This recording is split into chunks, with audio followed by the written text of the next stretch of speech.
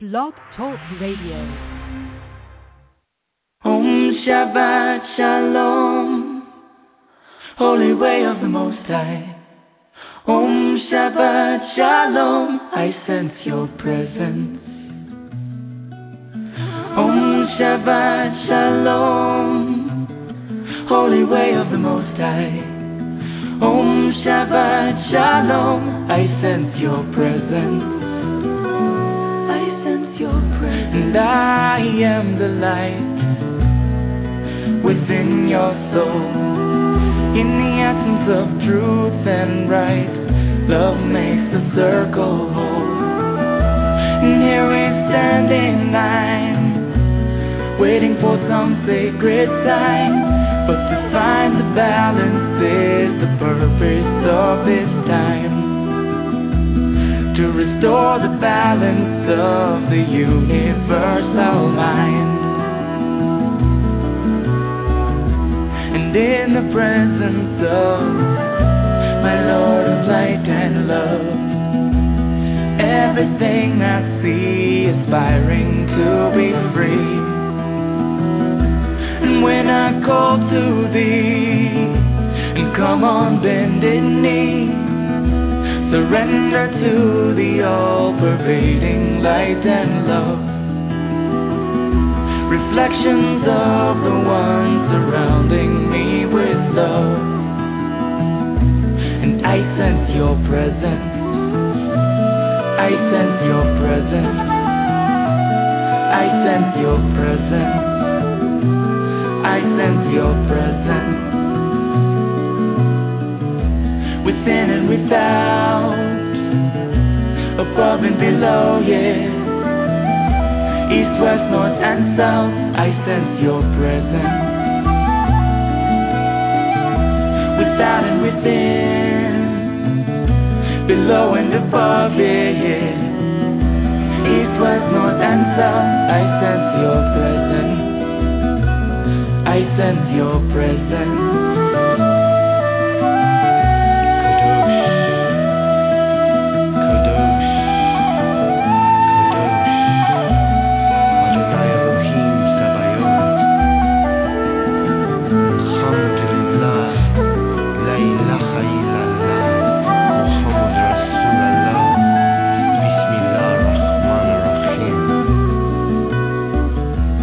In the presence of my Lord of light and love, everything I find in tune with the divine.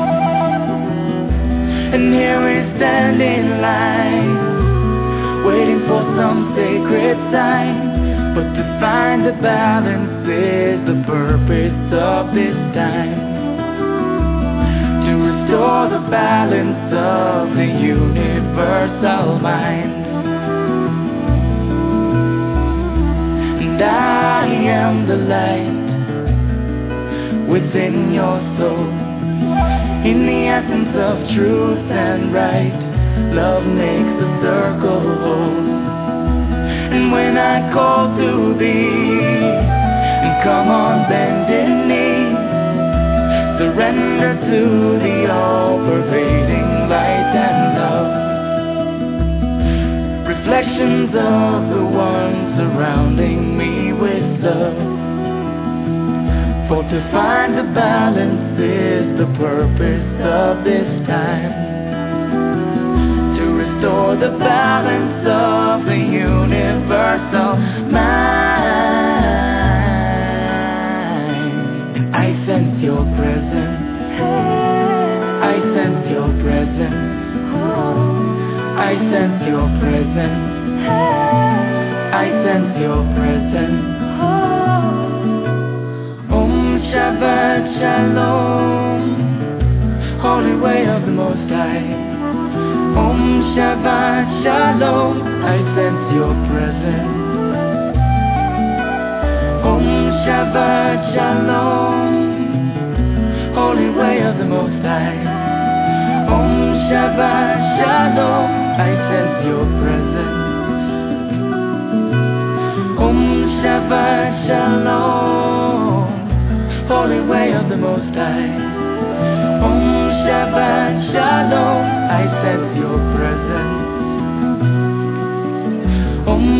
Shabbat Shalom, holy angel of the Most High.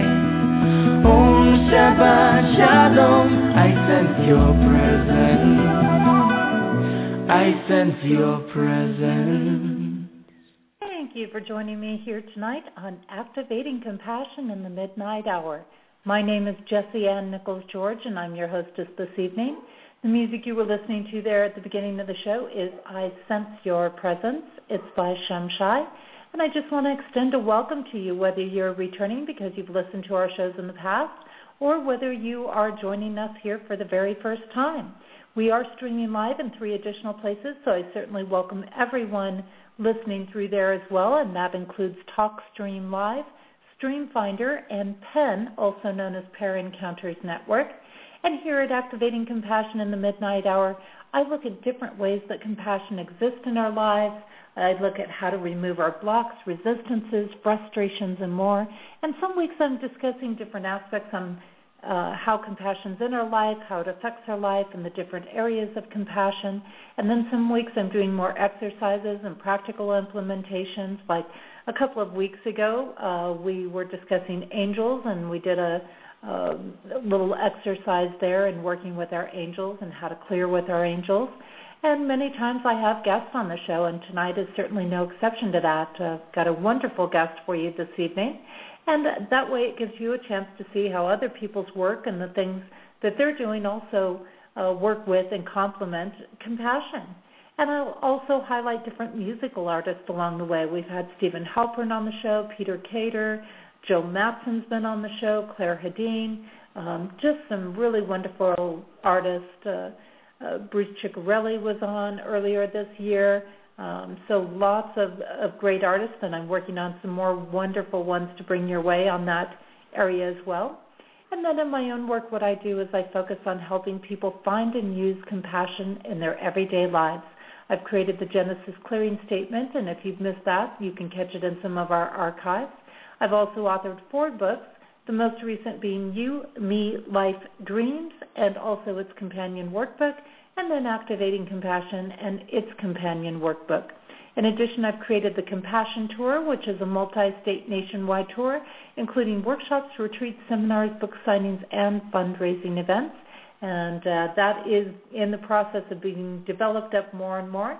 You can follow all of the live events that there are to register for right now through my event site, which is Jessie Ann Nichols George, that's my entire name, .eventbrite.com. And just a reminder, if you enjoy the show this evening, make certain you tell your friends and all those social media, Facebook friends and connections that you've got out there, and family or whoever else you feel inspired to share it with, because I know when I'm sharing things throughout the week and I have my shows come up, there's almost always somebody who is looking for exactly what we're talking about, and it applies exactly to something that's happening in their lives, and you never know when it's going to change somebody's lives just by clicking that share button. And they can always come back and listen to it in the archives. They just use the same link to get into the live that you use to get into the live show, as well as they can go on to my webpage at my page of the Main Street Universe tab at JessieAnnNicholsGeorge1.com, and take a look at it there. And I have all the archive shows on that page as well. In addition, all of the Main Street Universe shows are there, and they're also available as podcasts on iTunes, TuneIn.com, as well as can be found in YouTube versions on my YouTube channel. Now, as those that have listened in before know, what I like to do getting started here in the evening is to delve into a little book that is known as the 72 Names of God, which I really enjoy taking a look at. It's by Yehuda Berg, who is a Kabbalah master. And I love Yehuda's work because what he does is he takes these larger concepts and he brings them into everyday life. He brings them into the everyday names as well as the formalized names of God in there. And I oftentimes will delve into this book myself and just use it to get some insight and look into something that's happening in my life and go, there's my meditation. There's my there's my insight on something. So the insight that he's got for us tonight The Word of God, or the words of God that we're dealing with here, the concept is stop fatal attraction. And he says, leading into this, did you ever wonder why you attract so many of the wrong people into your life? Thought so. The insight that he gives here is negative, destructive people too often find their way into our lives. At first, they can seem to be fun, friendly, and very cool to hang out with.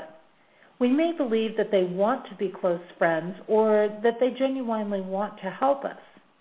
But then they end up stealing our energy and depriving us of our spiritual light. The result? Our defenses are weakened, and we become vulnerable physically, mentally, emotionally, and spiritually. 2,000 years ago, the high priest in the Holy Temple of Jerusalem used this powerful name to extinguish negative energy and to replenish the spiritual light that was lost through the contact with a negative or so-called wicked person. And the meditation that he gives with this is, here you become the high priest in the temple of your own being. Through the power of this name, your soul is imbued with divine energy, and evil people all are banished from your presence. Now, the common name, as I mentioned, is Stop Fatal Attraction, and the formal name here is Yud, Yud, Yud. This information is all up on my website, on my tab of the Main Street Universe, I should say my page of the Main Street Universe tab on my website, which is found at Jessie Ann Nichols, George, again, the number 1.com. And I think that that's an important thing because in these days and times, a lot of us are doing a lot of releasing or we're doing a lot of clearing. And sometimes if we do that checkpoint and we say, yes, I'm doing A, B, C, D, and E, then why do I have this negative person there? They might be reflecting something for you. There might be a lesson that you need to learn in that person. But also when we're trying to grow and evolve, it's important for us to surround ourselves with people who are positive, who are going to support us in what we're working on in our lives. So very important to do that checkpoint every now and then and say, hey, is my life kind of full with negative people right now, and what am I going to do about that? Now, a little thought before we go to our break tonight. What are your thoughts on why we live? What happens when we die? Is there any real purpose to it all, or is it just an illusion? This seems to be an ongoing question for many people, and it can lead down multiple rabbit holes in the process of pondering it. After all, we often have an innate sense that we are here for a greater purpose. However, could that just be our ego at play and creating an illusion to make us think that? If there is no purpose, why all the striving and desire for improvement or to evolve, progress, better ourselves? Would we be lost without something to do, or would we be enlightened for being able to do nothing? Now, of course, there are those that will say, this is completely subjective, as in, life has the meaning you give it. Yes, we do shape our experiences. There seems to be little question about that. However, for many, they seem to be chasing after an experience that they are supposed to have, following what others tell them it should be like. However, what if there was no meaning to life, as some systems indicate to be the case? These are questions that Dr. Margaret Rogers Van Coops has addressed frequently in her work and assists people with. She deals with many in this very process, and often these are the group of people that you or we would consider to be growing, developing, learning. Those with a sense of higher purpose, but not yet aware of what that is. This to me being that people remember or recognize something greater than themselves, but may lack the clarity on just what that is and what it's all about. For me, I think we often make this concept too complicated and detailed. I believe there are worlds of information in the simplest of things. For me, There are a blend of the facets involved, and while perhaps I have a sense of purpose, and the meaning is both what I give it and what others receive by means of exchange with me. However, is meaning really needed? I would say for me, no. Meaning is more like what we use to motivate us to do what we already know. Too often I hear people saying things like, for your life to have meaning, you have to do such and such. Or you aren't spiritual unless you're experiencing this thing over here. Or you have to have meaning in your life. You must be striving for something. When I get down to it, for me, the only meaning in life is to develop qualities and virtues and divine gifts, and to evolve oneself and give others an opportunity to evolve themselves. Yet that feels more like a purpose to me than a meaning for living. However, I don't choose to get overly wrapped up in terminology. It's not about doing a certain thing or having a certain experience, and more than even what I have mentioned, perhaps a remembering or recalling or re-choosing those things as they already are. They're perfect, but perhaps not being used, good, bad, or otherwise. It seems that we are all becoming more aware of who we are. All experiences will bring us knowledge about ourselves. What are your thoughts about this life, what it's all about? Do you have a meaning of life, philosophy that you go by? Are you striving for things because you truly feel a drive to those experiences, or because that is what you have been told you should do? This week, our guest focuses on a component of compassion that's related to the aspects in my books of waking up. This reminds us to build our awareness about ourselves and our lives.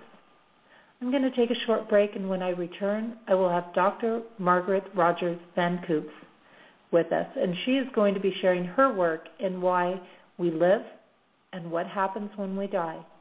And the song that I've got for you tonight is called Is It Enough? It's by Claire Hedin.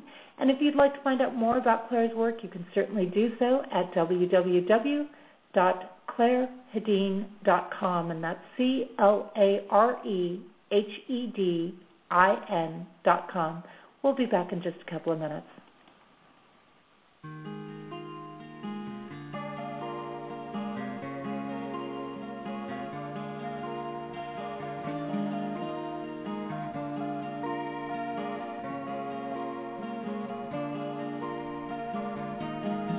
Do you see me? Do you dare? What would happen should you care? Can you trust this thing called love? Is it enough what you've dreamed of?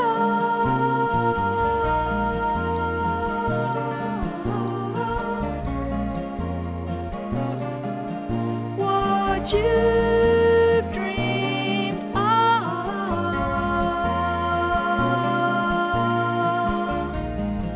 Have you waited out so long just to find the dream's gone wrong?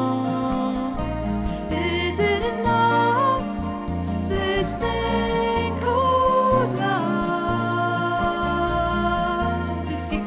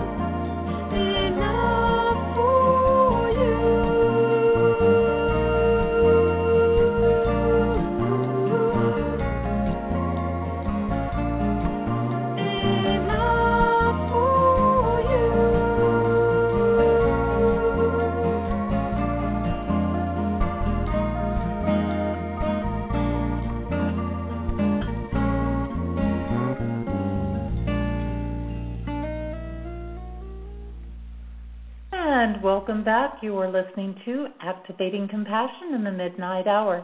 And my name is Jessie Ann Nichols George. I am your hostess this evening.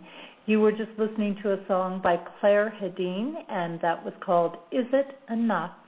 And you can check out more of her work at www.clairehedin.com. That's CLAREHEDIN.com. And I would like to bring on my guest tonight here. We have tonight Dr. Margaret Rogers Van Coops, and she is a metaphysician, metaphysiotherapist. She's the author of 10 books, not one, not two, but 10 books. She hosts her own radio show. She's a keynote presenter, research teacher, counselor. She founded the Sumaris Psychic Education Center, is an ordained minister through UCC, has a PhD in medical and clinical hypnotherapy and behavioral science, a doctor of integrated medicine. She graduated from the Hypnosis Motivation Institute, is a psychic counselor and healer, speaker, has hosted her own TV show, and we're looking tonight at why we live on Earth and what happens when we die. You can learn more about her work at www.sumariscenter.com, and that's SUM as in Mary, ARISCENTER.com. I'm going to open up her mic. Margaret, welcome so much. I should say welcome back to Activating in the Midnight Hour, because we had you on last year, so it's been a little bit over a year ago. Yes, really, how time flies. I'm very happy I know. I was just thinking, I was sure I just started this show, but no, it'll be 2 years this fall. Yeah, I know. It's amazing. I've been doing mine for 3 now, and I've got so many different topics that I'm almost thinking, shall I run out of topics? But somehow we seem to find something else. There's always something interesting, isn't there? Well, and there's always more, and there's people like yourself that have this vast background, people like myself that have this vast background of knowledge to work with. So it's always great because you can bring some of these people back on in a different topic like we're doing tonight. And I certainly encourage people to go back to our archives and catch the show that we had with you last year as well.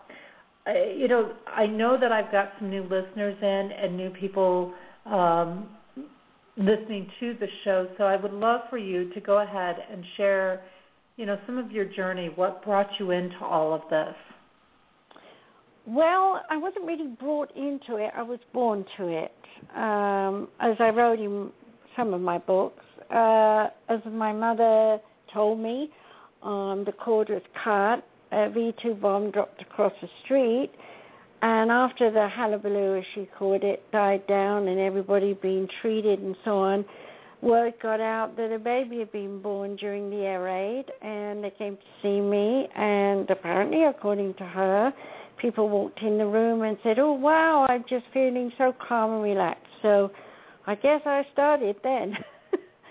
And by the time I was 3.5, the war had ended, and my father was a major, so we had to do the reunion things, and I would climb on laps and get really hot and watch their auras change to nice light colors from dark ones, and jump down and run along to play, and somebody else would sweep me up, and that led to me being somewhere, I'm not sure exact age, but somewhere around 10, where I was honored by my father's regiment. I had to stand on a dais and everybody marched past and saluted, eyes right and stuff, and I had to do that with the brigadier and everything. And it wasn't until then that I really realized that I was being honored for my ability to heal. Up until then, it was playtime. Whether it's putting stones on people or rubbing their backs or whatever it was all like Margaret's being nurse today or Margaret's being mummy today or something. So by the time I got, somewhere between that 7 and 10 years old, I'm not really sure of the dates, I had made up my mind I wanted to either be a nurse or a doctor, so I was really on my pathway. And little did I know then how far and how long the journey was. And I'm very grateful that I always knew what I wanted to do, because it didn't make me digress. It made me more. And I have to say, without bragging, that whatever I try to do, somehow I do it. Whether it's build a brick wall, crazy pave the house, I've done all these stuff. No lessons, nothing. So I'm very lucky. I have a direct link connection to the oneness. And so anything I want to know, I've got the voices in my head telling me, just like I'm listening to you, I can hear them. So it's a good thing I had that. I'm very grateful for that.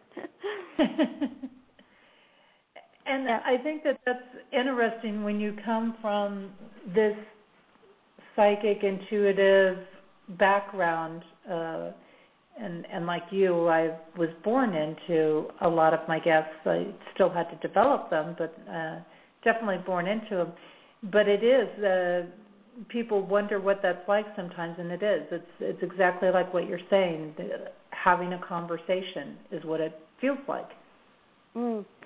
Yeah, the actual thing for me was that I was told by the spirit guides that I had, and you have to remember I had no idea who they were, like Siddhartha Buddha came to me as Sid, and then Arthur, and then Buddha, and later ran it all together. So I had Sid when I was 7, and by the time I was a teenager, I had Arthur, and then by the time I was 20-year-old, it was all run together. Hey, I'm Siddhartha. Okay, who are you? The same with Jesus and, the archangels, whoever. So I got a very clear message that I was never to study with anyone else. And so I have to be honest and tell you, I haven't. The only courses that I've done are school courses that one has to do, nursing courses, those kinds of things. But they were so easy. It was too easy for me.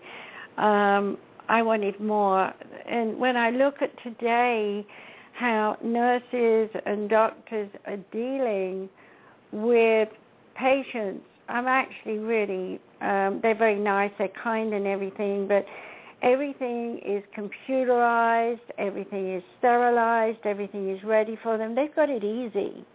When I was young, we had to boil everything, pack everything to the archives. We had to be able to do everything. There was no pass it over to someone else who specializes.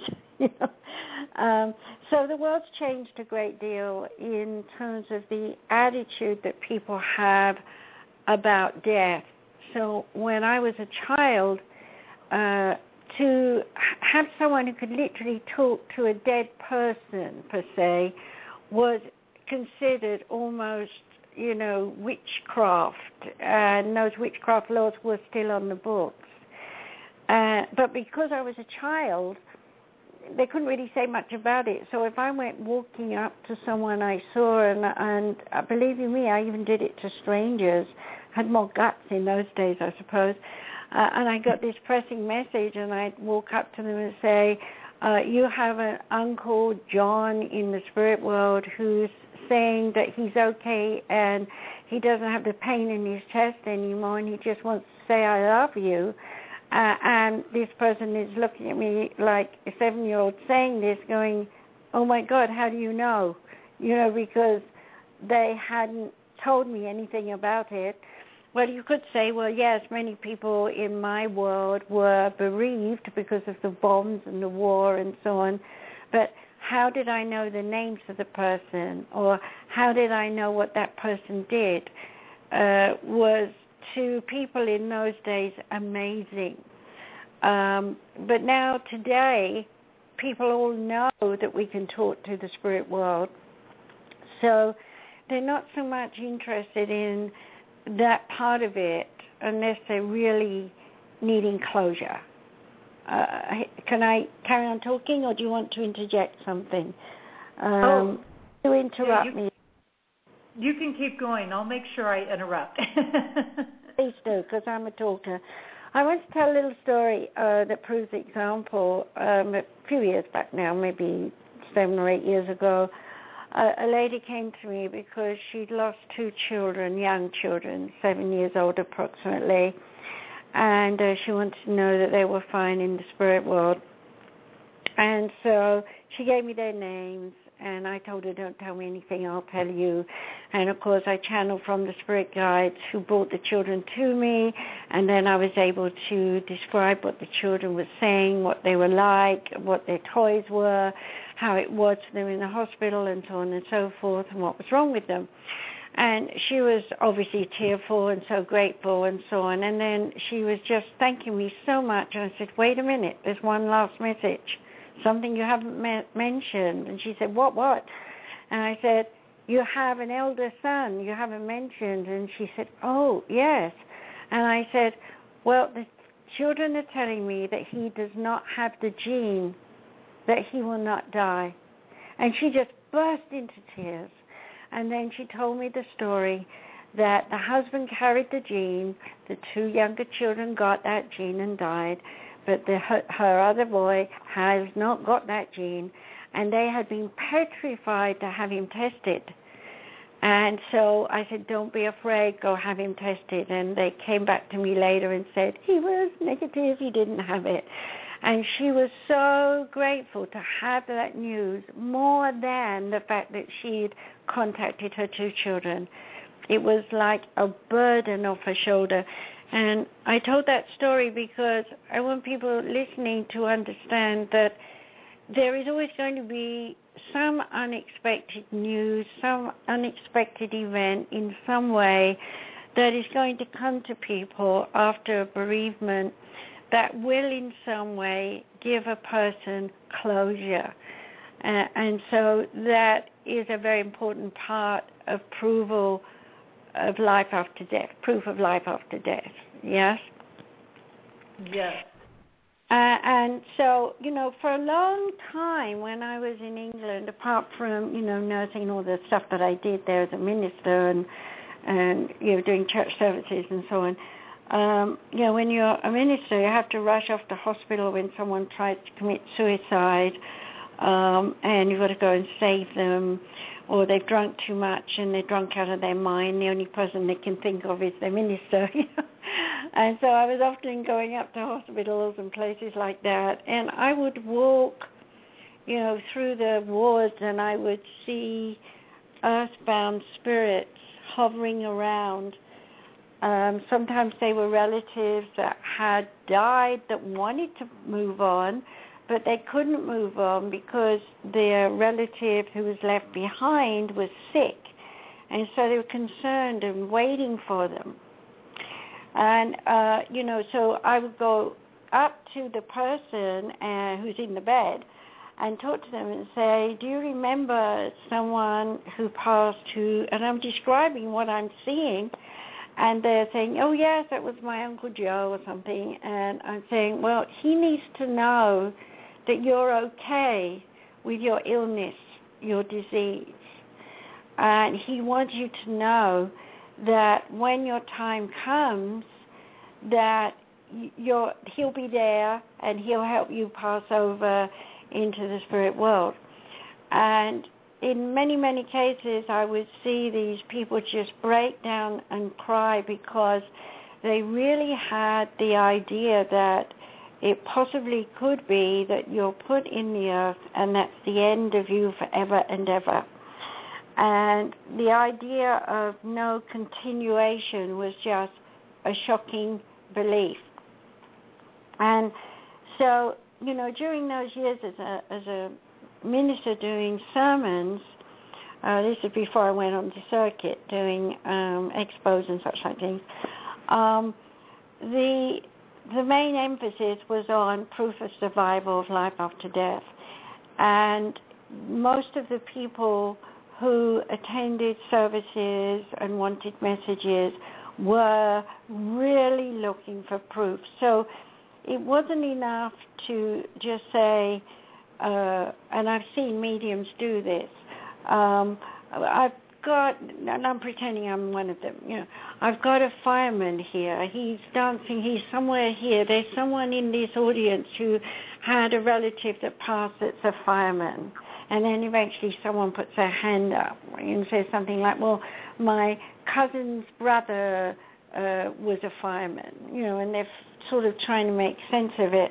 Well, in England, they wouldn't allow that. You had to be on the ball. You had to pick that person in your audience, and you had to go straight to them and say, you have a fireman relative, he's an uncle, he lives in such and such, or he did such and such.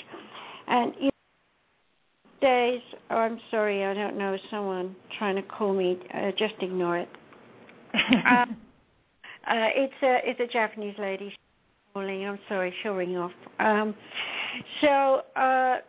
The bottom line was that I had to get to be very accurate, and it got to the point where I was so accurate down to like you live on 431 Horsetail Street or something, and it would just pour out of my mouth, and even Margaret, was like, oh my God, I hope that's right, back of my head, and the relief someone would say, yes, that's exactly where I live.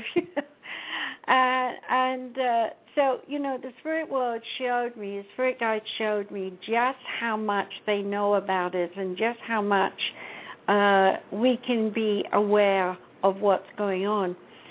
And during that time, a lot of people said to me, you're reading minds. And it's telepathy, and stuff like that. And I was like, no, I can't read your mind. In fact, I'm a bit of an idiot when I'm not doing anything psychic. So I basically had to prove that I was not reading minds. Can you believe that? And I actually had people in the room thinking things. And I told my spirit guides, don't tell me anything. And I'm standing there like an idiot. And I'm saying, oh dear, she's trying my other phone. Can you hear that? I'm sorry if you can. So anyway, the bottom line is that I'm going to switch it off. As I was trying to do these kinds of experiments, I would actually get nothing and stand there looking like an idiot and trying to prove the point. And then I realized, why am I doing this? I should be going further. I should be teaching how people can do what I'm doing. And, of course, that was my next major step into understanding that I needed to go on the circuit and do expos and conventions and whatever. And I traveled all over. And, in those days, it wasn't easy to get on the radio in England. There was only 4 channels, and I managed to do that and tour around radio stations. And while I was doing that, I was really overworked, underpaid, if you know what I mean. A lot of it was done for free. That's how it was in those days. It was a gift, and people believed that it was a gift. Well, all the time I'm thinking, this isn't a gift because I didn't earn it. It was just like I can see, I can hear, I can feel. It's one of my 5 senses, but it's an extra sense. It's a 6th sense. And so during that period in time, people were talking about the 6th sense. Now, I'm sure listeners are now beginning to wonder how old I am. So I have to admit, I'm 72. So when everyone was talking about the 6th sense, we were talking about the 60s to the 70s. And so what was the 6th sense? And people started asking these questions, and I had a nice little statement that was, the 6th sense is your spirit manifested into the physical through the 5 physical senses, thus making you more aware and more psychic. So that went down well. A lot of people quoted me and said these things, and the pressure was on to start awakening to, in quotes, New Age awareness. And so I never thought of myself as a writer. I was told in my schoolwork that I would never be any good at writing. So I got... I'm sorry about this girl. She's a little pest and I can't stop her. I told her not to call and she's still calling. So just put the phone. This is what happens in this world when people have issues. They want immediate responses. I'm sure you get some of those people, right? Oh, yes, definitely. And I think that kind of ties in a little bit, as you're saying, in some of these things when we're, people are in such a deep search for the meaning of life. They're in such a deep search to learn about life and their gifts and what they're born with or different things, and they get in that rush to have to get the information. And to make that connection. Yeah, and it's like it can be something very simple, like I just got fired from my job, and now I'm in a big panic, and I need help, and I need to be told that next week I'll go for an interview and I'll get another job. And going through back to what I was saying about the sixth sense, that was a lot of what was going on.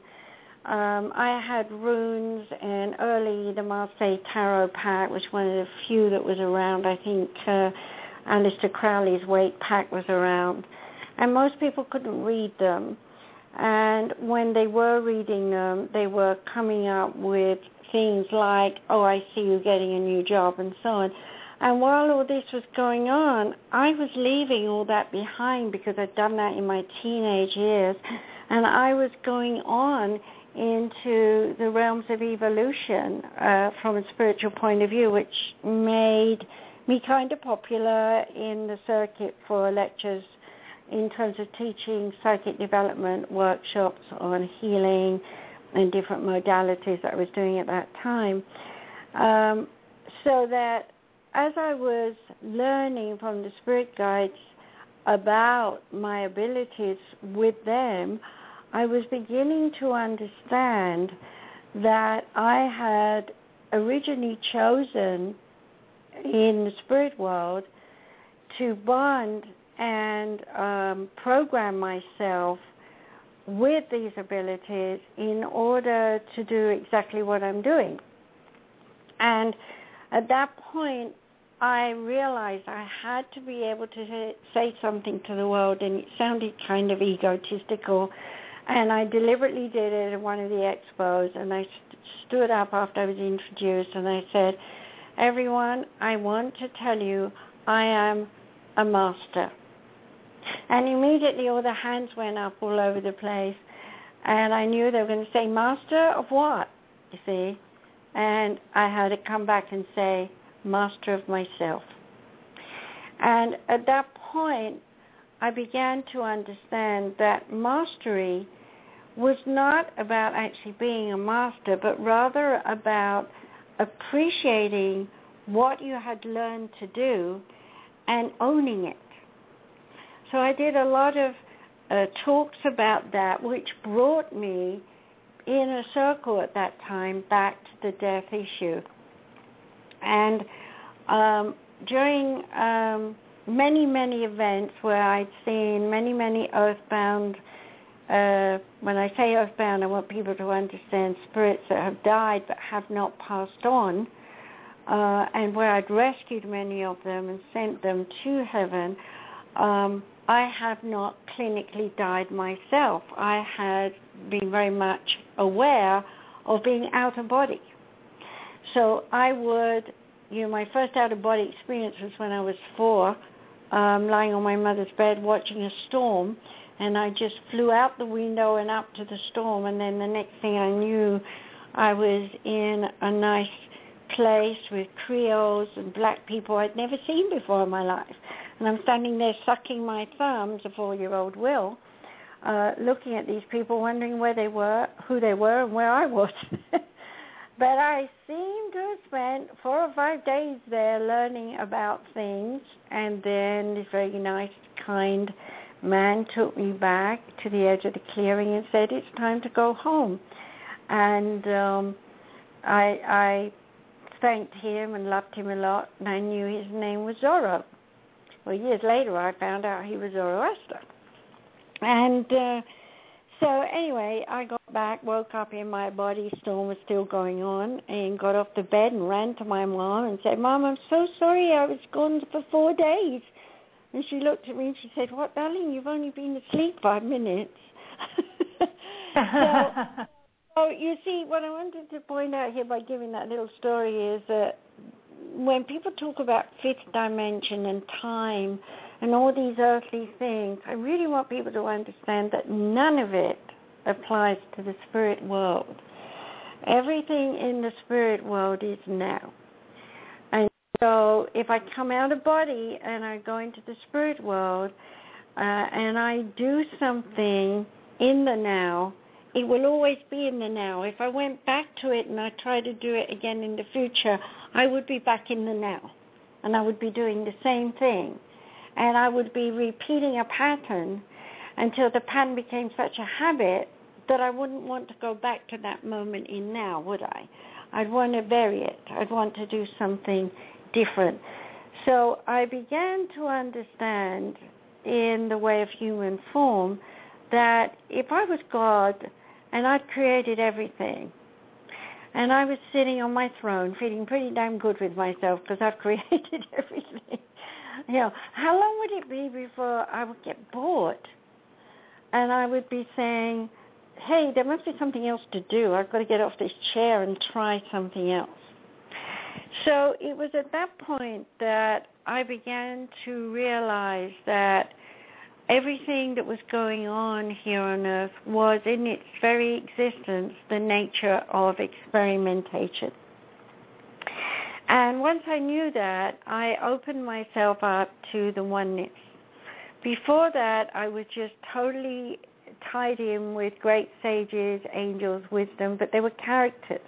They were personalities that I could relate to as much as I could to my mom and my dad.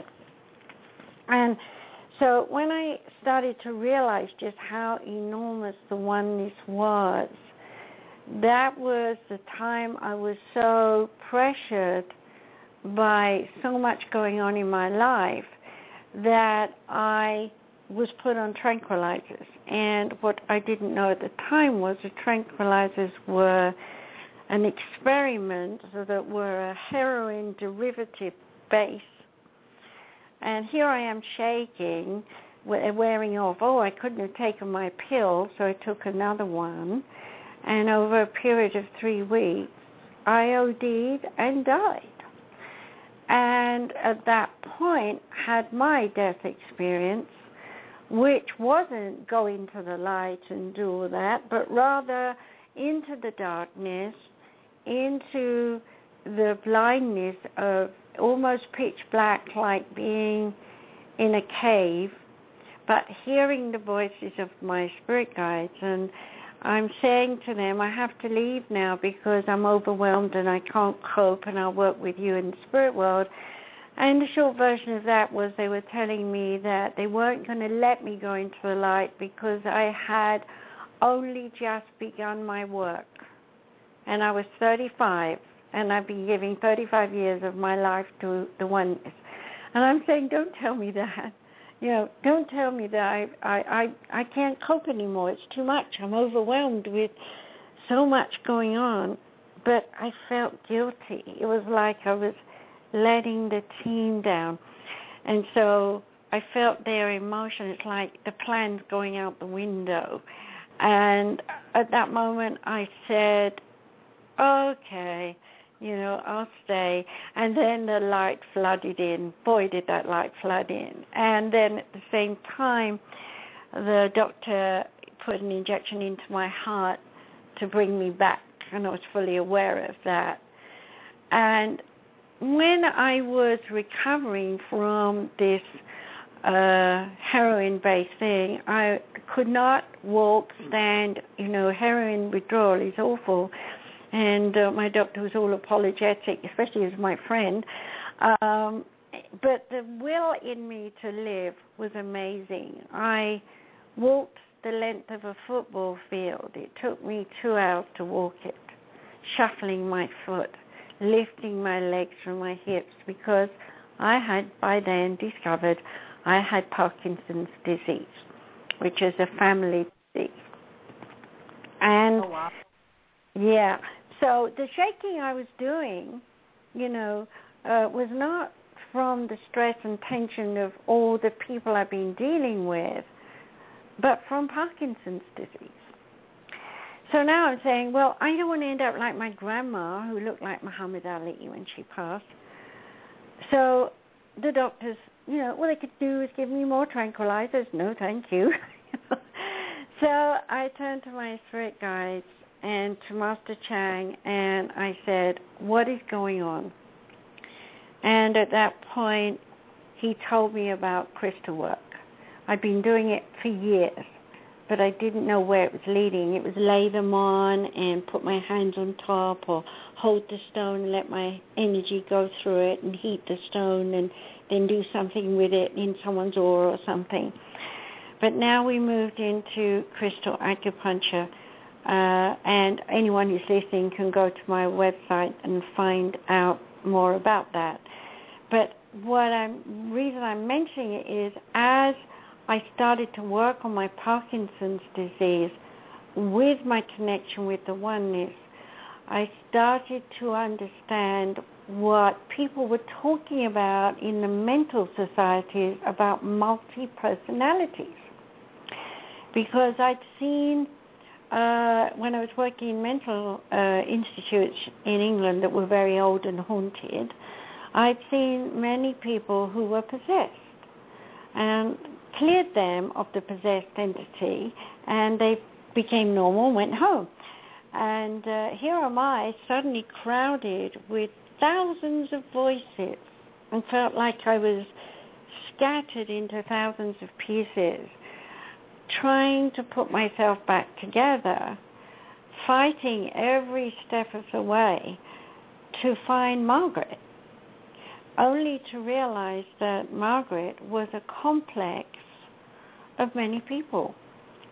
And once I began to understand that, then I began to understand more about what the oneness is like. And by 86, I wrote my book, Journey into an Unknown World. At that time, it was called The Way to Oneness. And it was the first metaphysical book to be translated into German. It came out in Germany first. And it was the first book to go into East Berlin as soon as the wall came down. And that journey to get that book was a set-up journey that Spirit told me to do. Pack up your things, get on a train, go to the biggest book fair in the world, and arrive and trust. And I arrived and trusted. There was no hotels free, but some stranger came up to me and he said, "You're looking for a room, I'll get you one." He did. So the short story of that book is it's a workbook. And I sat writing that on my lap because I didn't have a computer. And that book will tell you, in the beginning was the Word, and the Word was a vibration, and vibration is friction, and friction is energy, and energy is heat, and heat is light, and form manifests from it.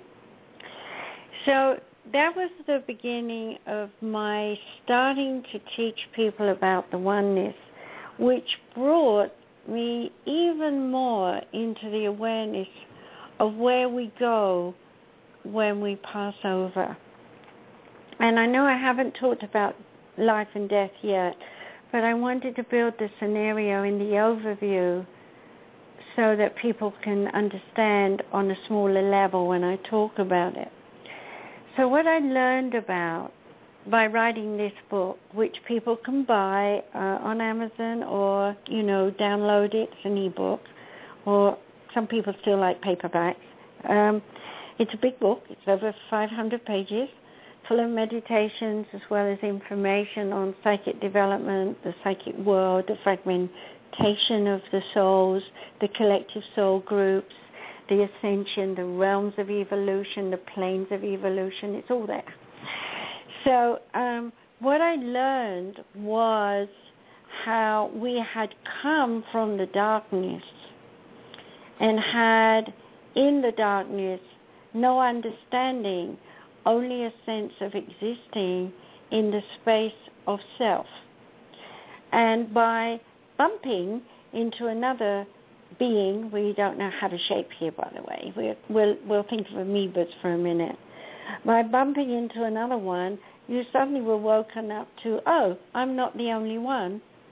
There's something else, which in its extreme mirror image is the same as I mentioned, God sitting on the chair saying, I'm the only one.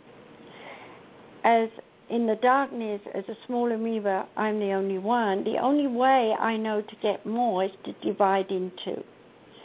So in the same way in the heavens, the high ascended force divides in two. And in that pattern, we've evolved to constantly divide in half, okay? And in the growth, whether we're going from down low to up high or high down to low, we are constantly dividing ourselves in half. Half is mental, what I think, and half is emotional, what I feel. Added to that is the life's existence, the form. So if you think you want to appear like a monster with 4 eyes and 24 tentacles on a planet called XZ129, you can be there and you can look just like that. Isn't it amazing? So anything that we imagine, take Star Trek, that they created years ago, we can now see is happening in the computer world. When I was very young and out of body, I went beneath the Great Cheops Pyramid and saw the room that's down there and knew that when I walk in there and just wave my hand around, all these computerized kind of things would be activated. I didn't know the word computer in those days. It was like movies, the way I saw it, would open up all around me, and I would be able to see all the universes, all of them, hear that, universes. I could see their relationship to one another. I could see which were inhabited, which weren't. I knew flight pathways, and there was just so much stuff. And it was like, okay, so that exists under there, but so what? I can't do anything with it. I can't use it. And by the time we can use it and we do find it, will we need it? Or will it be we're repeating another pattern that's the same old pattern that we don't want, so we'll change it, okay? So I began to move into the higher consciousness, and as I did, I was dealing more and more with the death scenario. So now I want to come down to an everyday level, and if you have a question, do interrupt me. I'm just listening here. Actually, it's because you're tying this all in to the stories and the foundations, and I'm thinking to myself, how much of what you say has paralleled in my own life or my own experiences, and it's a fascinating thing because I've had near-death experiences. I've been out of body multiple times. I was one like yourself that just flew out there. Mm-hmm. And it was all just normal to me to be in all these different realms. Right, and that's the marvelous thing about it, that when you surrender to the oneness and become a part of the oneness, it is normal.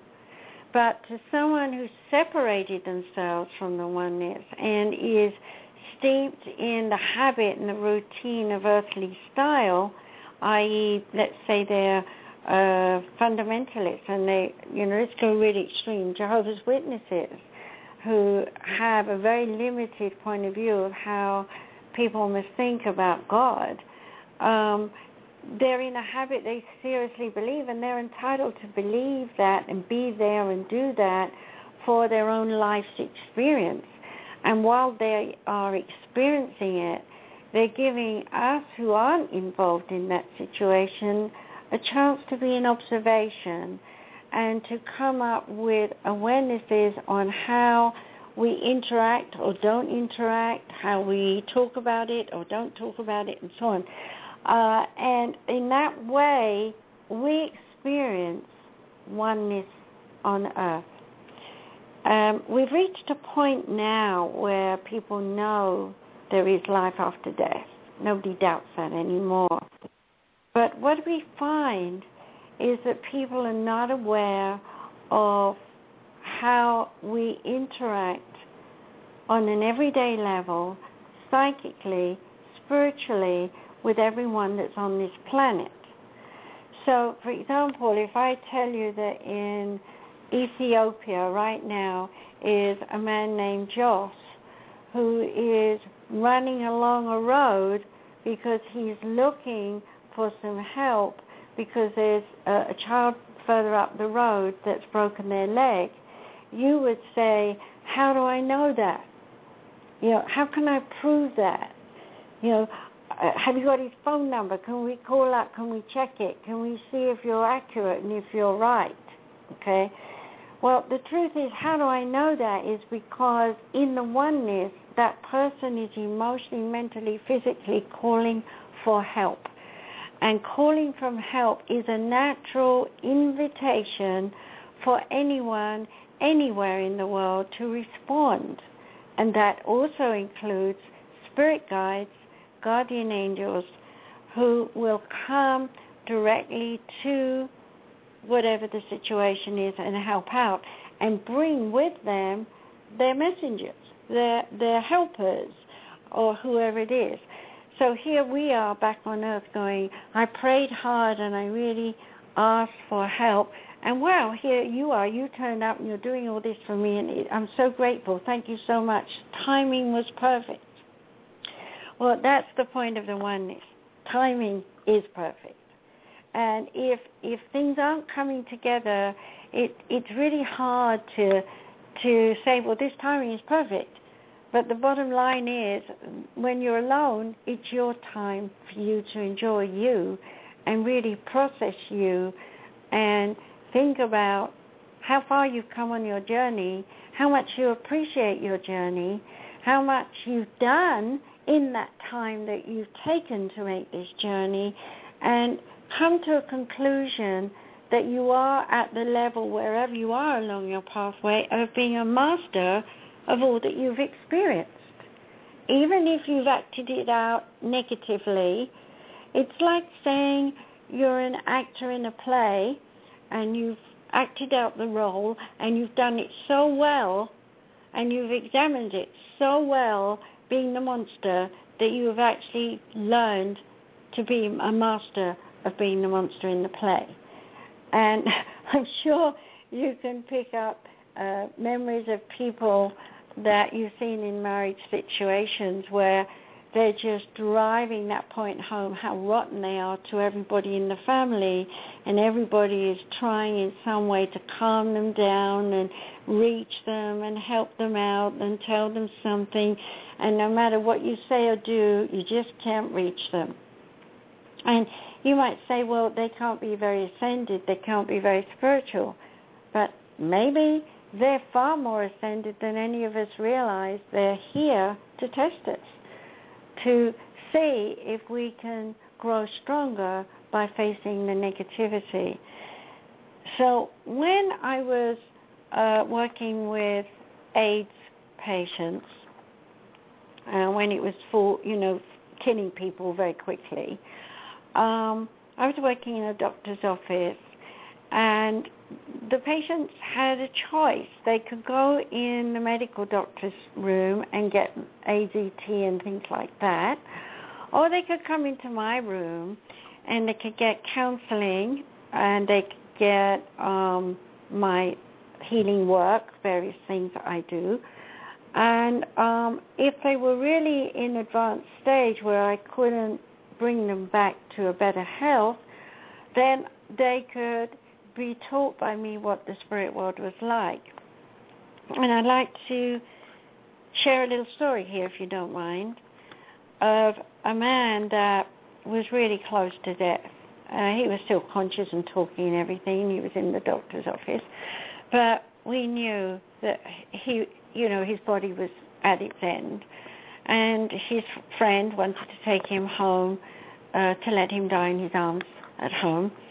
And so that was arranged. But before that happened, I said, let me do some crystal work to prepare you to embrace life after death. And I'd given him a talk about the spirit world and what it was like. And so I did the work with the spirit guides in my head and around my consciousness. And after it was done, he just looked at me with so much love, and he said, you are like the sunset.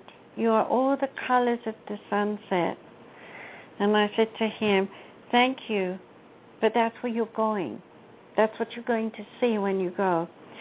And when he passed, his boyfriend told me later, it was dark. It was the middle of the night. And all he kept saying is, the sun's risen. The sun's everywhere. And he quietly left. And so my point of that story is to say that when it's our turn to go, we see what we're ready to see. Okay? So the biggest fear that most people have about dying is they think they're going to feel themselves being suffocated. Right? I mean, you hold your breath, and you think, how long can I hold it? A minute, minute and a half? Wow, that's a long time. But eventually you've got to let it go, right? Mm-hmm. And then if there's no more oxygen, you're going to fall asleep. Well, that's what dying is actually like, falling asleep. You just can't. I've tried to catch that point between being awake and falling asleep, and I never can. I'm either awake or asleep. It's a blink of an eye. And it's the same with dying.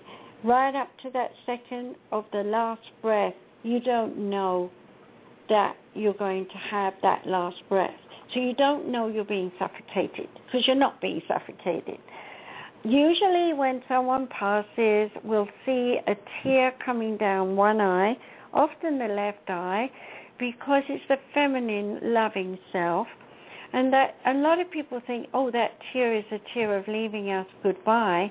But actually the tear is the tear of joy of seeing the spirit world, because they actually know in that second, as that last breath comes, that they're seeing their relatives, friends, family, or even seeing right into the spirit world, walking into the sunset, as it were, with a spirit guide. There's always someone to help them. Now, you might say, well, what about an accident? For example, Princess Diane in the car. That moment was never known, and when it happened, she was there, and then she wasn't there. Now, all the people who took flowers and laid them around the palace and so on were bereaved, not because Diane had left, but because they identified themselves as Diane. It's as though I died. It's as though a part of me died inside, said many. You know, she was such a lovely woman. She was all the things we want to be ourselves. And when that happens, we wake up a bit. We wake up to ourselves and the value of our life. We start saying to our family when we go out the door, I love you, I'll see you tonight. And don't forget, I love you.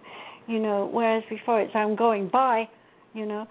So when we get someone who passes who's a great leader in terms of messages like John Lennon, the words of the songs, the things that they say and do are all little messages for us all to understand, to appreciate the life we're living, even if we're living in the worst scenario, i.e. Iraq, Iran, Middle East, and so on.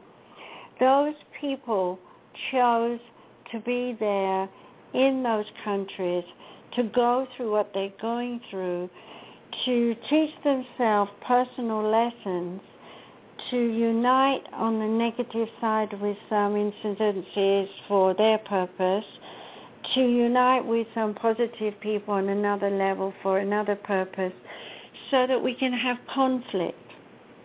And when we have conflict, I'm taking you directly back to I'm God sitting on the chair and I'm perfect and I know everything, but I'm bored.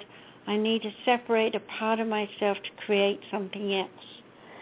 So in the same way, we do that life after life. We choose to come back with a coding that I wrote about in my book, The Rejection Syndrome, and it's also in the book, Journey into an Unknown World, The Way to Oneness Revisited, where we are encoded with a personality, a character, soul fears, some past lives that are good for us to use the skills from that life.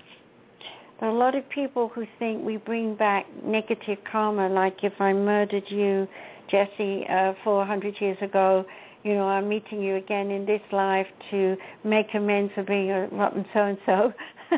Well, actually, it's not like that at all. And let's say something more serious, and this will probably rock the boat all over the world for people who are listening. All the Jews who were gassed came as volunteers to be gassed, with Hitler, who was to test himself in the lowest of lowest ways and all the people under him in that pyramid style to cause an effect of negativity to wake up the world to the alternative of a positive consciousness. And if we think about World War I, II, Vietnam, Boer War, if we go back to the Romans conquering the whole world and the Greeks conquering the whole world, what we see time and time again is greed and opposition. You get one group on one side of a hill praying that God's going to help them win today, and then on the other side of the hill is another group saying, no, God's going to help us win today. And the ultimate thing is the battle of light and dark must go on in order for us to evolve spiritually till one day we are yet again sitting on that chair all as one being saying that was a good game we just played. And that's a kind of high concept for a lot of people to understand. And so I wrote the book Quantum Entanglement based on Einstein's theory, a paranormal point of view. It seems to be selling quite well, actually. We deal with what Einstein's theory was, and for anyone listening, separating a photon into two parts, you interfere with one part, the other part responds in the opposite direction. And I've taken that throughout this book to show how the oneness in the darkest of dark versus the light of light is constantly stimulating each other to grow and evolve and ascend to a point of unity where the two meet. And so we talk about, the paranormal approach, the sounds that are all around us. I mean, how many of us think about the grumbling noises that are going on deep in the earth? We don't think about it, but actually we feel it all the time, and we are vibrating with it all the time. We hear sounds of children in the playground while we happen to be walking by a school. How many of those voices can we separate and actually hear? We hear odd words, but in the oneness we hear every conversation. It's really quite amazing just how talented we are as spirit entities. So when we come into Earth, we are limited. We are restricted by the body. And so we go into all these lessons of contradiction. And as we go into these lessons of contradiction, we in some way leave a mark on other people who interact with us, either positively or negatively. And so here on Earth, we can see oneness in physical form.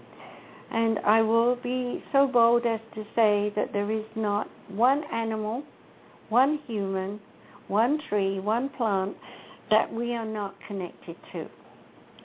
If we allow ourselves to listen to our spirit self, we feel it. And we feel it through the heart chakra love. We communicate about it through the throat chakra. And we perceive, sense, vision of how we can evolve. And of course in the crown chakra connect with the spirit world in the oneness.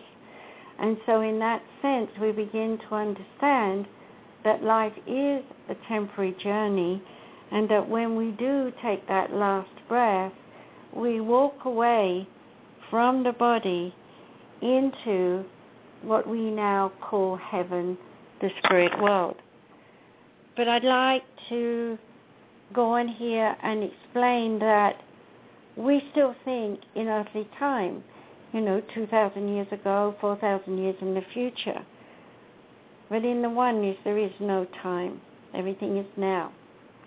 And so when you move into the spirit world, if you believe you want a little rose cottage with flowers all around and a couple of bunny rabbits and whatever hopping around, it's there for you. And it will be there for you for as long as you stay there and enjoy it. Once you find you don't want to be there anymore, it disintegrates, because everything is made out of the ethers. So then people say to me, well, what is ethers? And I come back to what I said in the beginning. In the beginning was energy, and energy was in friction, and friction created light out of darkness.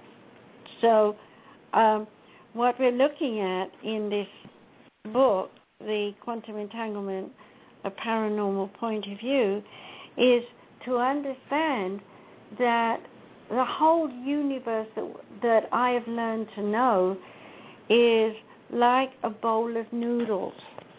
Every strand is separate, and yet it's so entwined that it's not complete. I mean, you just try cooking one piece of spaghetti.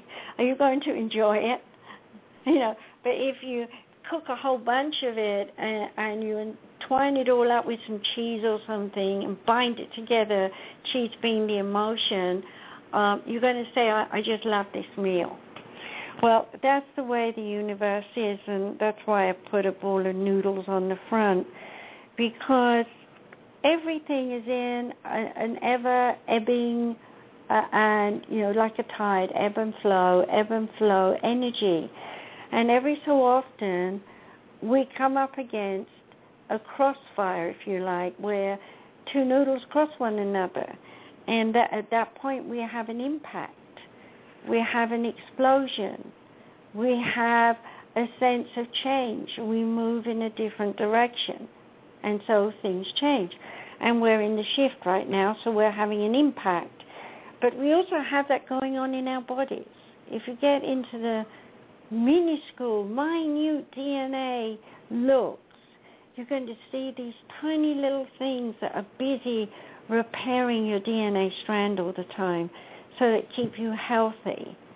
It's just incredible how micro and macro, magnifications, if you like, of our existence is repeated within our body, which is also out there in the universe. We are magnificent beings, and our brain is the most incredible thing that anyone should stop and think about. Most people think about their heart, but it's just a muscle. Your brain works everything. And the research that's going on right now on the professor level, scientific level, is amazing. And I'm keeping up with that because I think it's very important that we understand how the evolvement of our brain allows us to reflect more on where we've been and where we're going. So in the way of Quantum Entanglement, the book, I really show how, the spirit is constantly looking for entwinement, for integration, looking for repeat patterns but in a different style or a different mode for a different purpose in a different way. You could have, just for fun, shall we say, 49 people in a family who have come together to live in this life to learn, let's say, how to run a trucking business, and in the process of running the trucking business, learn about one another's personality in a yo-yo fashion. We'll have some really bad people, some really good people, and people in between. And people will look at that family and say, it's so strange. How could they have some really bad people, let's say, high on drugs and alcohol and whatever on that end, and then we got saints and, do-gooders on the other end, and they all come from the same stock, okay? Well, the bottom line is they had a plan. The plan was to show and tell the extremes of good and bad. And we looking on look at that and will empathize, sympathize, separate, whatever it is we want to do, and in the process create a ripple effect. And that ripple effect goes around the world until it comes back to us. And so that ebb and flow, I learned about that in the spirit world. So when we pass over and we go into the spirit world, we arrive where we believe and feel we want to believe. So if you're saying that you're ill with cancer and you need some more recovery time, then yes, you're going to go with your spirit guide to a hospital in the spirit world, and you're going to be nursed back to health, and eventually some neighbor you've known or some friend you knew past will come and visit you. And you'll be saying, aren't you dead? And they'll be saying, well, yeah, but no, I'm not. I'm here with you. And then the conclusion comes, well, if you're dead, I must be dead. But I'm not dead because I'm sitting here in my bed listening, talking to you. And so the dawning comes, hey, I've survived death. I'm now reborn, if you like.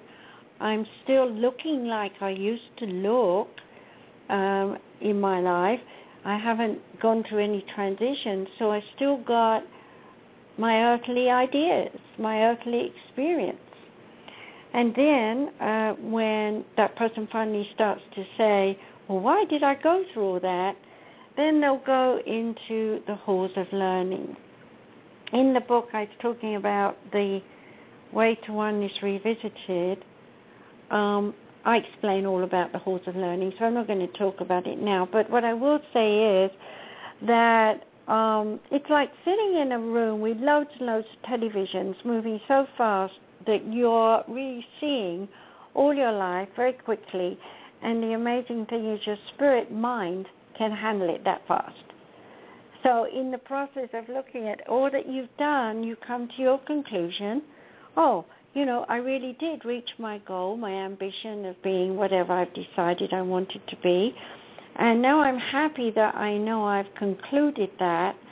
I want to go on to the higher realms. I want to go on to study more things. I'll go and explore some of the other halls of learning.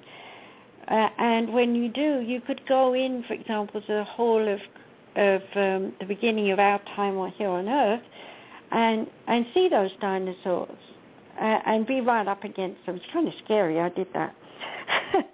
I did. I freaked myself out, and I came slamming back into my body, and I didn't come in the right way, and I had the worst migraine you could possibly imagine. It came all the way down to my solar plexus, front and back.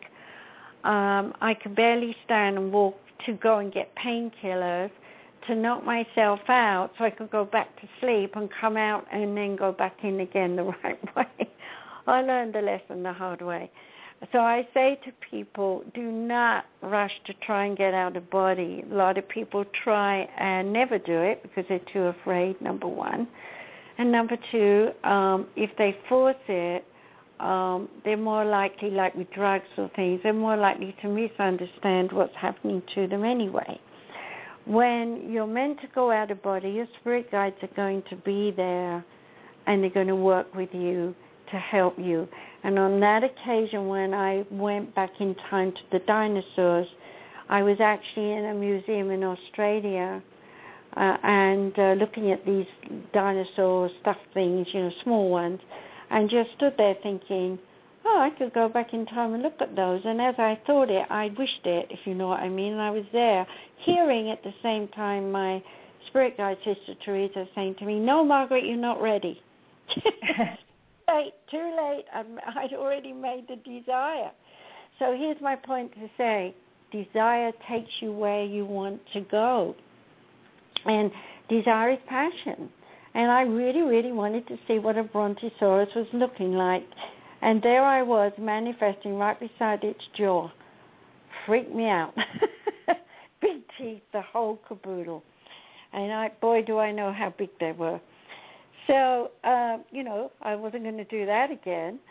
I've had the opportunity of being out of body. Again, I was in Australia on that occasion too. For some reason I was drawn to Australia in those days. And I found myself on a sandy beach. And there was this couple running towards me. And I just stood there, and the girl walked right through me. And she felt me. And she looked back to see if there was something there. Of course, she couldn't see me.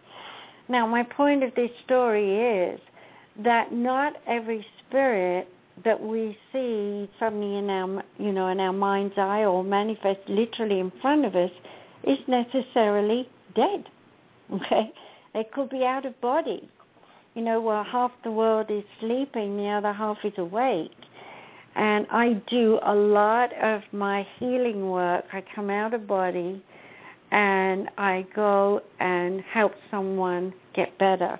I was recently asked to heal a driver, an English driver, whose name was Michael, who'd been put into a coma because he'd hit his head while skiing and hadn't come round, and I was asked to go wake him up. And so I just said, well, I'll do what I can, and I found him. His spirit was in his body, asleep in bed, in a coma, and I talked to his spirit, and I said, you have a choice. You can stay like that, in a bed, forever, a vegetable, and that's what he thought he was, a vegetable. I said, or you can go into the spirit world and die, or you can wake up, hold your family, and get life strong, and get you strong, and walk again. Oh, no, I'm going to be a vegetable, he said.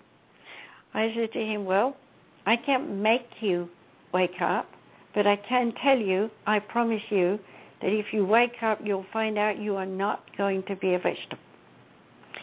And I touched the top of his forehead, and he took a deep breath, and I left. Well, the next day my husband came running out to me, and he said, you know that man? I said, yes. He said, well, he's out of the coma. He's awake. Well, I said, oh, good. Okay. So just look at what we can do as spirit entities out of our bodies. We can send healing energy to anyone all over this planet, and we can link up with those people, and we can put good thoughts in them versus bad thoughts, There are earthbounds who'll give us bad thoughts. They'll tell us, go drink 49 drinks when you quit drinking, because they want you to get in fear again so they can feed off your energy, and we call them vampires, okay? But there's just as much of us feeding off spirit guides. We want your energy. We want you to heal us.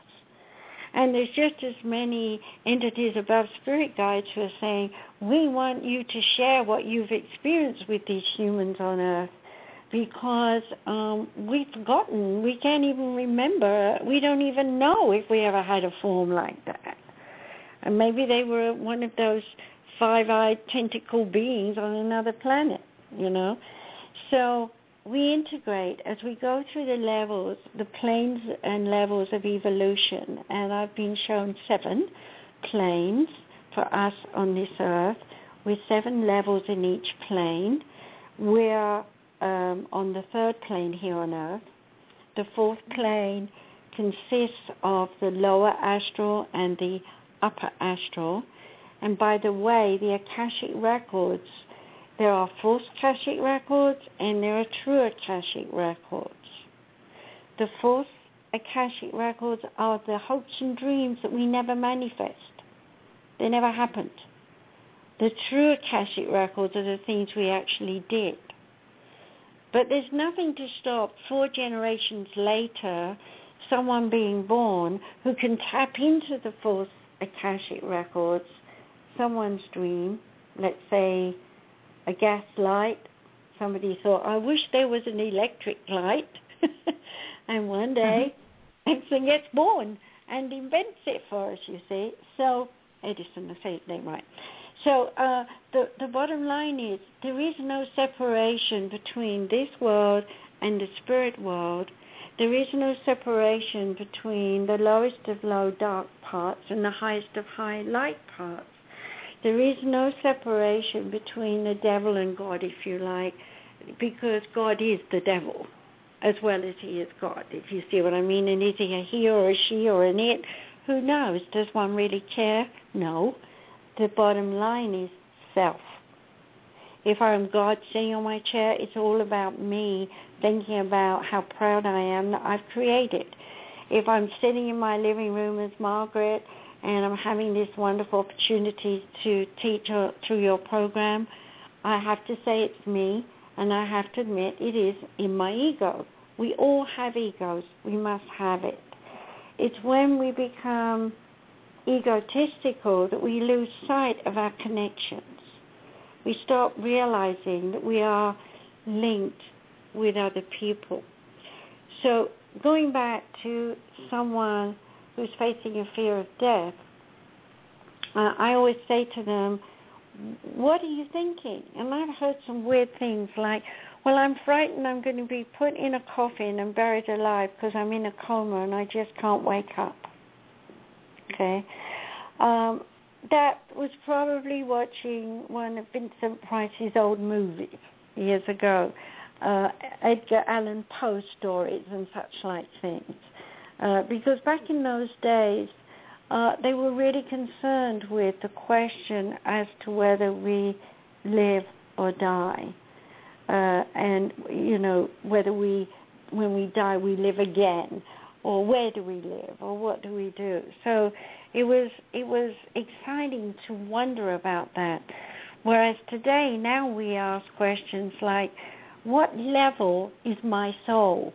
You know, am I a young soul or an old soul?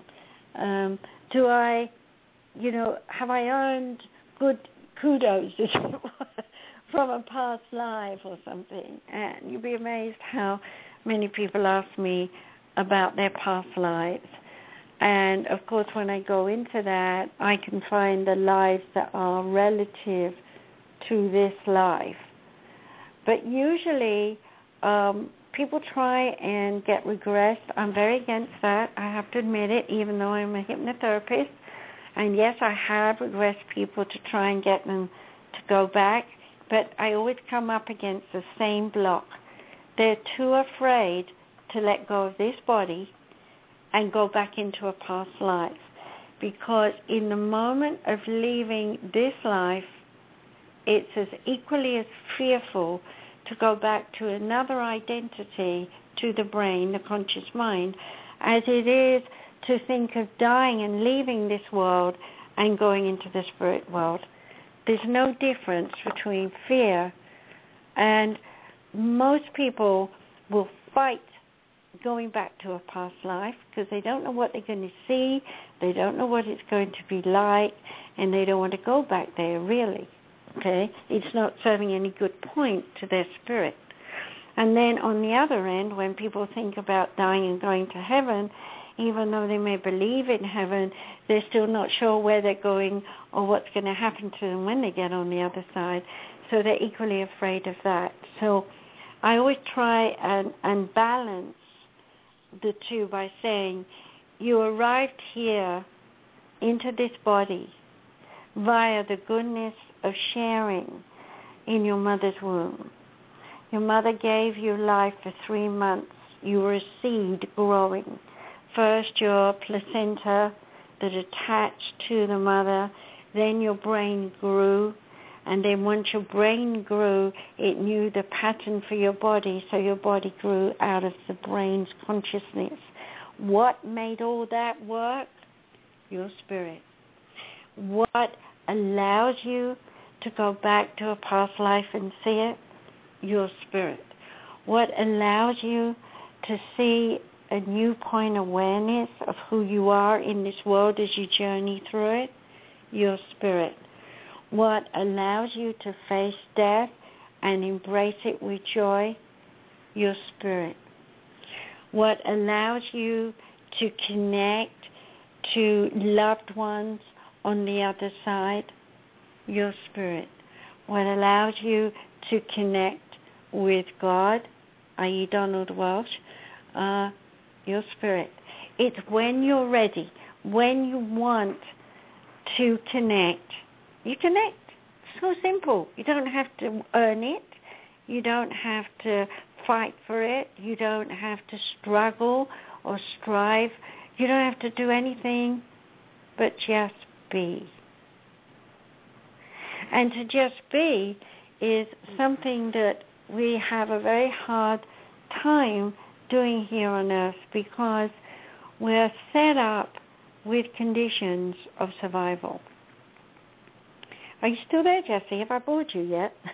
I am still here listening away. And I think that this is a big thing when it comes down to it. And I love that you brought in the whole factor of there not being all of these different times. I mean, yes, we refer to past lives or future lives or whatever. And matter of fact, I had that discussion not long ago with somebody that, time only seems to exist in this dimension because when it comes to spirit, there is no time. And so it is a very fascinating area. Margaret, you have so many different dimensions to your work, and you've certainly shared a wealth of information during this show. I do want to give you some time. I know you don't have a huge booked up, well, I shouldn't say huge booked up schedule, but you've got some big projects going, and then you've got some things that are happening here in the U.S. What can people connect with you for here in the U.S.? What types of things? Well, I'm happy to say that I'm learning to do webinars. So, once we get ourselves sorted out with this on Adobe, and there's several things that people are helping me to do, like the Hangout, I think it's called, and stuff like that. So once I get that done, I'd like it, people would go to my website, sumaricenter.com, that you mentioned earlier, and opt in to get news from me when that's working, because then they'll be able to come on for a nominal fee and listen to me talking and teaching. And then given time, we'll start on Sumari's Education Center, which we've got up for Psychic Development Level 1 at the moment. I'll have some courses on there, so we're working on that with the Crystal Works and with all these things. There's just so many things. I mean, you've only got to look at my radio show to see how many topics I can talk about. So I'm going to have fun doing that. I'm also I'm putting up on my website. We're working on it right now. Some packages. I think it's important now because people have so many questions about their lives. So I have some cheap packages and some expensive ones for people who are really ill and coming back and fighting their mind and their emotions and so on, and have panic attacks, anxiety attacks. I have a one-time fee that they will have access to me for 3 months. And they can call me when they're in a panic, and I'll answer them generally, right away.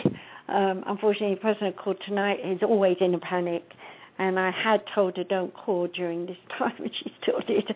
But generally, most of the time, I or my husband are there for people when they call.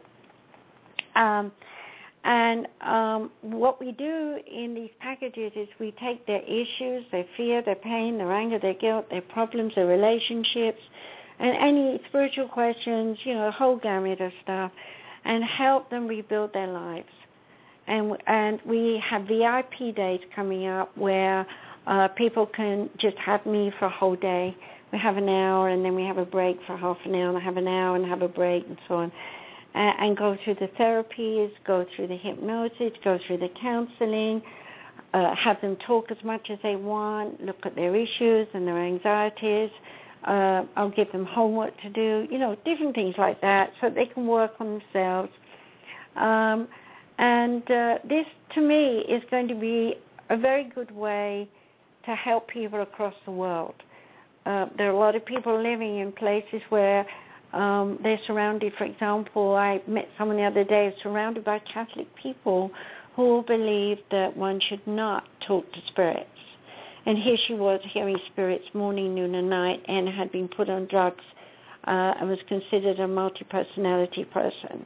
And once I started to explain to her that she was hearing the voices of earthbound and spirits who are more ascended, and that this was psychic and how to understand her psyche and how to use it and so on, it was like a breath of beauty in her soul to realize she was not insane, but then followed all the time where I had to teach her to be her, the person she wanted to be, and to teach her how, what to read, what to do, and how to break away from these relationships that had been suffocating her with all the beliefs that she's been forced to follow, which she'd never related to. And get rid of the guilt, the fear, the pain, the anger, and so on that she had. And that took, a couple of months of counseling her on and off and giving her hypnosis and giving her work to do and books to read and things. So, that's a part of my life that I love to do. I've been teaching in Japan. I'll be back in September, so I hope you have some Japanese people listening. And I'll be teaching about cutting the ribbons, and this brings me to another important thing about death, and I'll squeeze it in quickly because I know you have some things to say. When we meet people on Earth, we create an etheric ribbon, just like the umbilical cord when we're born, and we send energy back and forth between each of the chakras about our lifestyle and the way we live and what we think and what we do. And there always comes a time when we start to get out of sorts in that relationship. And that is the absolute time that you need to go into hypnosis and cut those ribbons, because you're saying we've played the same game for too long and we're starting to hate one another, get angry with one another.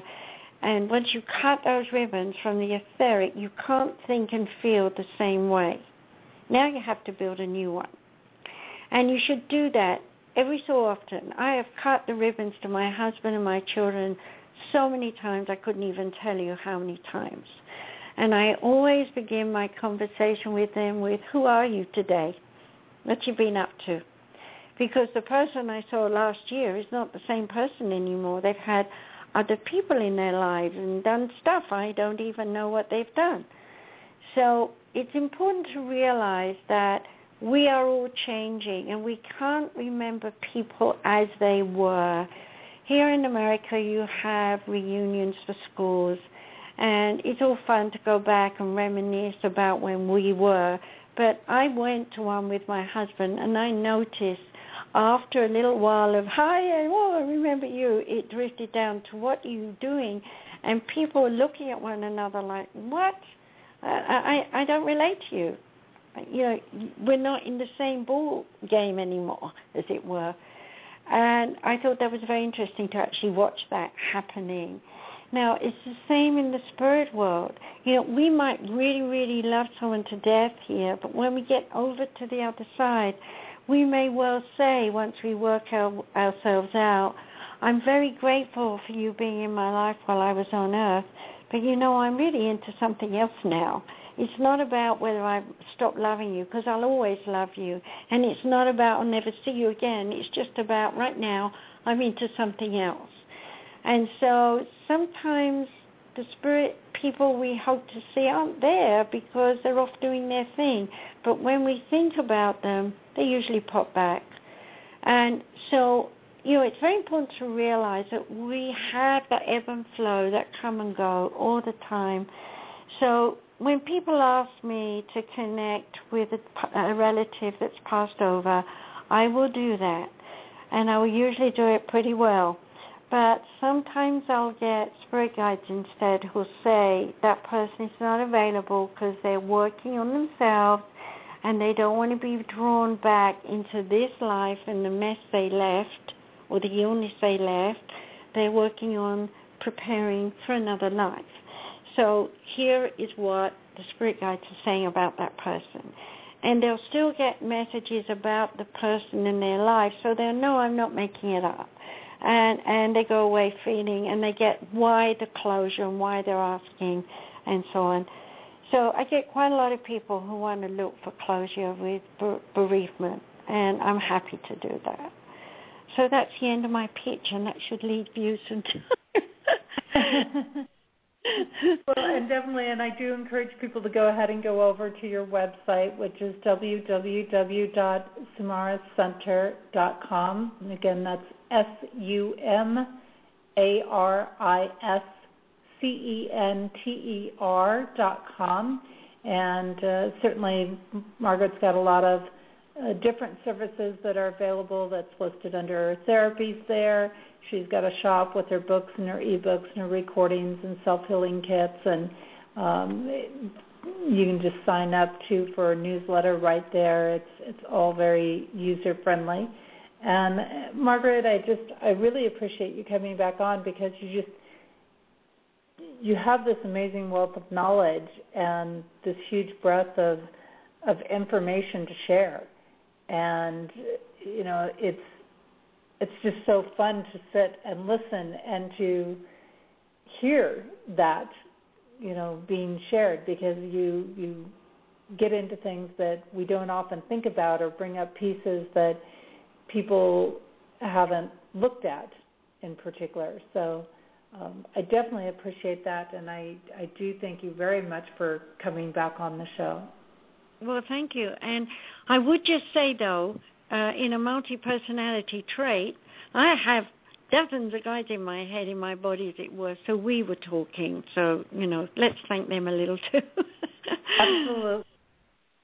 I all of them. And please ask me back again one day on something else. I love to be with you. Definitely. Well, I've got to get through some of my own changes right now first, and then I will, see where everything is coming together, and we'll look at what we can do. Yeah, I think we should. I think there's always a way when like beings can build something good that evolves into something more. So let's see. Let's let the oneness show us. Exactly. Thank you again, Margaret. I really appreciate it. Thank you so much. Next week on the show, we've got more exciting guests coming on next week. I've got Judith Diana Winston, and she's going to be talking about her work with The Keeper of the Diary. And this is a really interesting thing because she brings in Pleiadian aspects, and she brings in sacred sites aspects and life journey aspects. So it's going to be interesting to tune into. And again, my books on relationships have been released. You can check out all of my books and works and things at JessieAnnNicholsGeorge1.com. I have released several events for 2014 and going into 2015. You can check all of those out at JessieAnnNicholsGeorge.eventbrite.com. And I have a fantastic event that is coming up. It's a full weekend event, by the way, coming up at the autumn equinox, which will be in Seattle. And then following that, the first weekend in November, actually the first couple of days in November, and I'm still working on settling the actual locations, but it looks like that will be happening in the East Coast near the New Jersey area. So whether you're on the West Coast or the East Coast.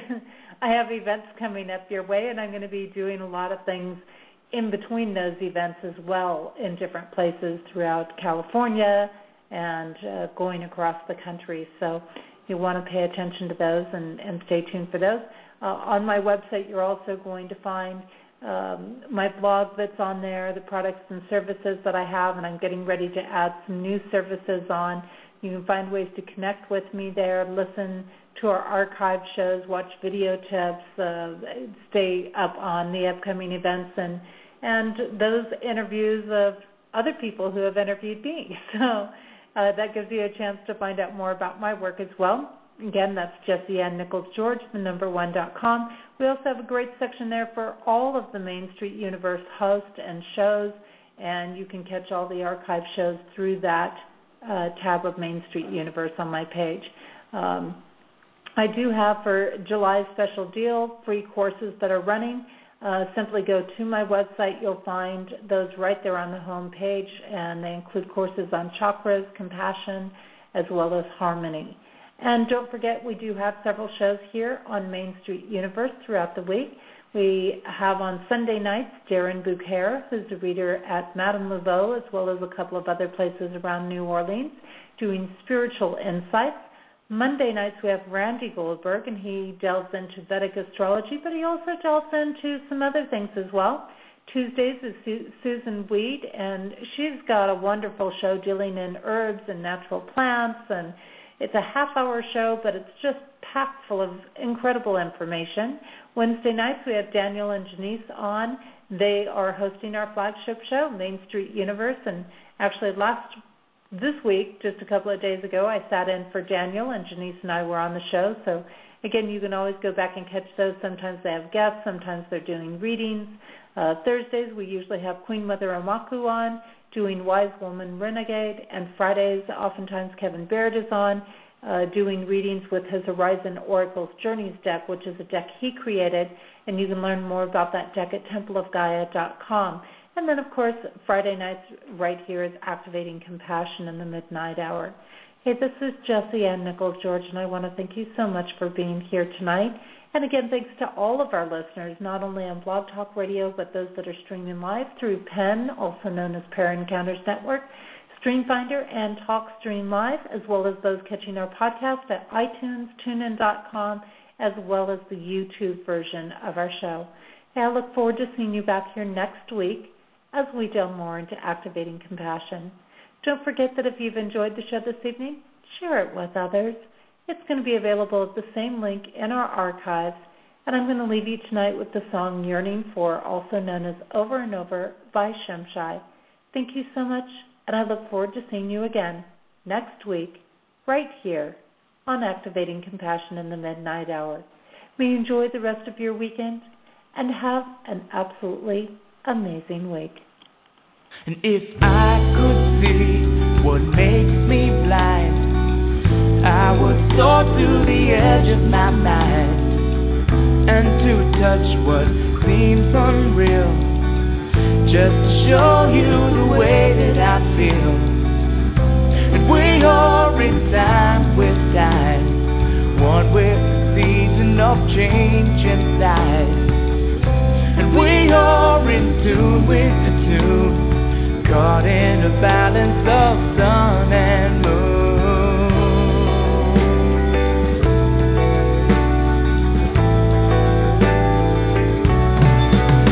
Oh, deep inside, the light within, shining to show you it's here to begin.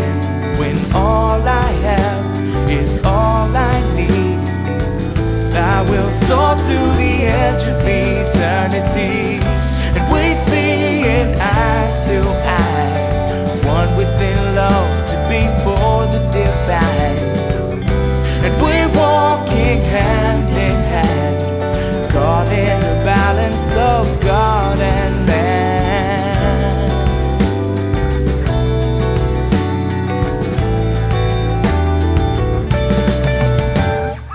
Over and over, life is your lover, learning to walk just a little bit slower, whispering secrets that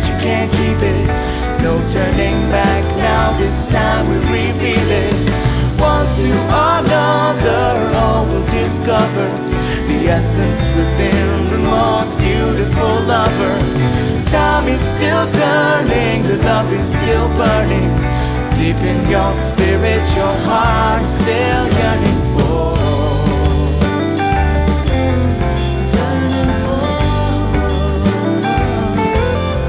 Yearning for.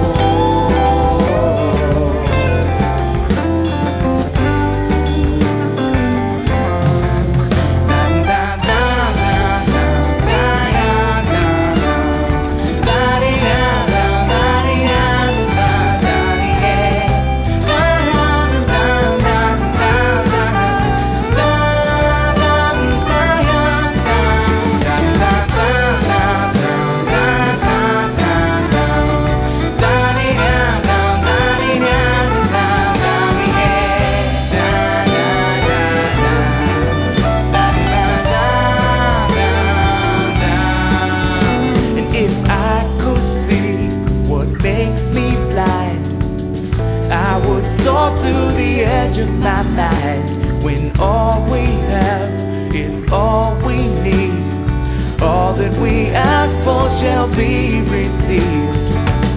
And we see in eye to eye, one within love to be for the divine. And we're walking hand in hand, caught in the balance of God and man. And we are in time with time, one with the season of change inside. And we are in tune with the tune of life in the circle and love in bloom. Over and over, life is your lover, learning to walk just a little bit slower, whispering secrets, I bet you can't keep it. No turning back now, this time we reveal it. One to another, all will discover the essence within the most beautiful lover. Time is still turning, the love is still burning. Deep in your spirit, your heart is still yearning for. Over and over, life is your lover, learning to walk just a little bit slower, whispering secrets, I bet you can't keep it. No turning back now, this time we repeat it. One to another, all will discover the essence within the most beautiful lover. Time is still turning, the love is still burning. Deep in your spirit, your heart still yearning for.